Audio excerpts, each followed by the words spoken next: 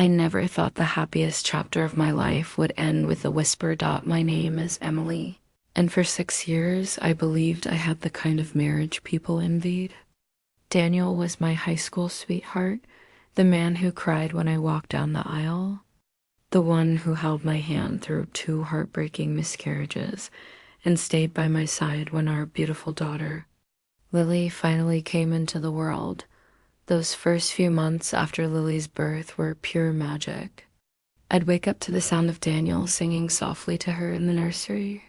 He'd tell her how much he loved her, how she was his little miracle. I felt so lucky, so safe, so loved. But one quiet Tuesday night, everything changed. Lily had been fussy all evening. I was exhausted, so Daniel offered to take the night shift.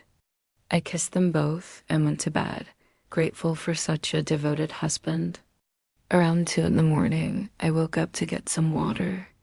As I passed the nursery door, which was slightly open, I heard Daniel's voice low, tender, but not the loving tone I expected. He was whispering to our sleeping baby Dot. At first I smiled, thinking it was another sweet father-daughter moment. Then the words hit me like ice water. I'm so sorry, little one. Daddy never meant for any of this to happen. But I can't keep pretending. Your real mommy, she's waiting for us. My heart stopped. I stood frozen in the hallway, gripping the doorframe so I wouldn't fall. He kept whispering, soft and urgent, like he was confessing to someone who couldn't judge him. I love you more than anything. But I have to fix this. Soon we'll be a real family. Just the 3 of us. I couldn't breathe. The room started spinning. This man I had built my entire world around was whispering secrets to our daughter, secrets that shattered the last 6 years of my life in a single moment. I backed away silently, tears streaming down my face, and returned to our bedroom like a ghost. I lay there in the dark, staring at the ceiling, wondering how long this lie had been living in my house. The next few days were torture. I smiled when Daniel kissed me goodbye for work. I laughed at his jokes. I let him hold Lily while I cooked dinner. But inside, I was breaking into 1,000 pieces. I started noticing everything I had been blind to. The late nights at the office, the new password on his phone, the way he would step outside to take certain calls, and the way he looked at Lily sometimes like she was both his greatest joy and his biggest burden. I couldn't sleep. Every night I waited until he took Lily for her night feeding. Then I quietly checked his laptop, his messages, his hidden folders. What I found destroyed me. There were hundreds of messages to a woman named Sarah. They went back almost 2 years. She wasn't just the fling, she was pregnant with his child. He had been planning to leave me after Lily was born, but then Lily arrived early and fragile, and he couldn't bring himself to walk away immediately. So he stayed. He played the perfect husband while secretly preparing to build a new life with Sarah and their unborn baby. The worst part? In one message he wrote, "Emily is a good person, but she's not my future anymore. Lily will understand one day. Kids are resilient." I cried until I had nothing left. I felt worthless, used, stupid. How could the man who once said I was his everything look at me and lie so easily? But the more I cried, the more something inside me began to shift.